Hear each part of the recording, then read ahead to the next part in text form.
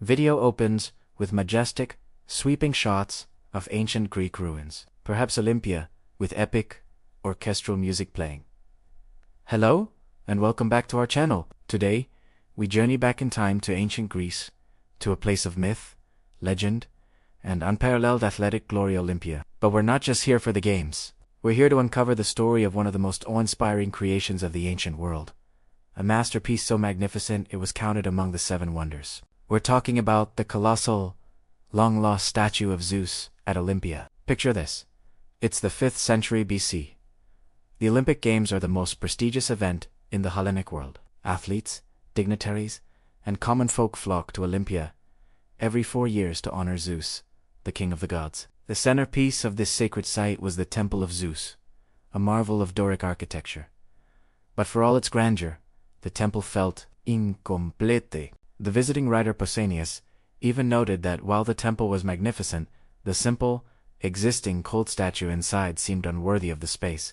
The people of Olympia knew they needed something more, something truly divine to fill their temple and honor their chief deity, Enterpedius. If you've ever heard of the Parthenon in Athens, you know his work. Phidias was the rock star sculptor of his time, a visionary artist whose skill was considered God-given. After completing his work on the Acropolis, including the legendary statue of Athena Parthenes, he was commissioned for an even greater task: to create an image of Zeus so powerful and majestic that it would leave all who saw it speechless. Phidias didn't take this task lightly. A special workshop was built for him at Olympia, a building the exact same size and orientation as the inner chamber of the temple where the statue would eventually sit. This allowed him to work in the correct lighting and spatial conditions. It was here, with a team of skilled artisans, that the magic began. The technique used was called chryselephantine, a combination of ivory and gold over a wooden framework.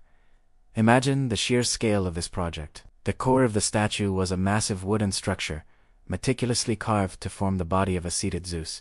This frame was then painstakingly covered with other materials. The god's skin, his face, torso, arms, and feet was fashioned from plates of precious ivory, carved and polished to a lifelike sheen. His flowing robe, the sandals on his feet, and the intricate details of his throne were all crafted from hammered sheets of pure gold.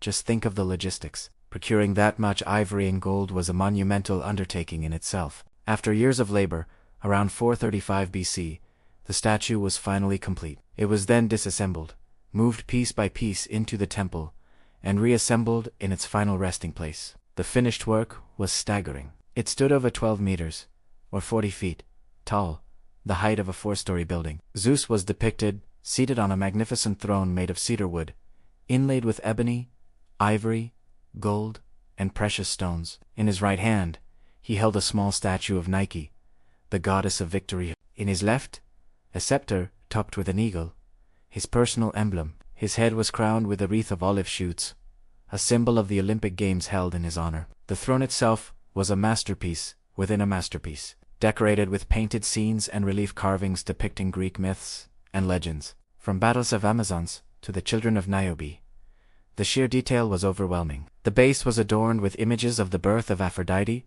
rising from the sea. It wasn't just a statue. It was a narrative, a three-dimensional storybook of Greek mythology. To maintain the statue, a special ritual was required. The climate at Olympia was damp, which could damage the ivory. To counteract this, the statue was regularly anointed with olive oil, which was collected in a shallow pool carved into the black marble floor in front of it. This oil not only preserved the ivory but also created a shimmering reflection that must have made the statue appear even more ethereal and alive. For over 800 years, the statue of Zeus presided over Olympia. Travelers from across the known world made the pilgrimage to witness it. The Roman general Aemilius Paulus, after defeating the Macedonians, saw the statue and was, in his own words, moved to his soul, as if he had seen the god in person. The orator Dio Chrysostom claimed that a single glimpse of the statue would make a man forget all his earthly troubles. It was more than art.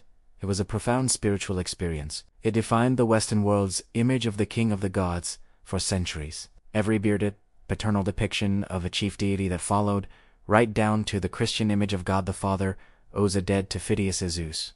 So, what happened to it? If it was so incredible, where is it now? The story of its demise is shrouded in mystery and conflicting accounts, a sad end for such a glorious creation. The first blow came with the decline of the Olympic Games. In 391 AD, The Roman Emperor Theodosius I, a Christian, banned all pagan cults and festivals, effectively ending the games and the worship of Zeus at Olympia. The temple fell into disuse. One popular account suggests that the statue was moved. A wealthy Greek collector named Lausisa supposedly had it transported to Constantinople, modern day East, to be part of his private collection of classical art. There, it is said to have been enjoyed for a few more decades until it was tragically destroyed in a great fire that swept through the city in 475 AD. Other theories suggest it was never moved at all. Earthquakes and fires plagued Olympia in the 5th and 6th centuries AD, and it's possible the statue was simply destroyed along with the temple that housed it. Another story claims it was stripped of its gold and ivory by looters after the site was abandoned. Sadly, we will never know for sure. No definitive trace of the statue has ever been found. The gold and ivory were likely repurposed or melted down long ago, and the wooden core would have rotted away. All we have are ancient descriptions, images on coins, and the echoes of all from those who saw it. But the legacy remains. Archaeologists, in the 1950s, excavated the workshop of Phidias at Olympia. They found tools, terracotta molds used for shaping the golden drapery, and scraps of ivory. Most poignantly, they discovered a small black glazed drinking cup, inscribed with the words Fidio, Aimi Ibelo, to feed. It's a tangible, personal link to the master himself, a whisper from the man who brought a god to life. The statue of Zeus at Olympia may be gone, but it is not forgotten. It stands as a testament to the ambition, skill, and devotion of the ancient Greeks. It represents a moment in history when humans dared to create an image of the divine so powerful that it became a wonder of the world. A reminder that even things that are lost can continue to inspire wonder and capture our imagination for millennia. Thank you so much for joining me on this journey into the past. What do you think is the most fascinating part of the statue's story? Let me know in the comments below. And if you enjoyed this video, please don't forget to like, share, and subscribe for more adventures into history. We'll see you next time.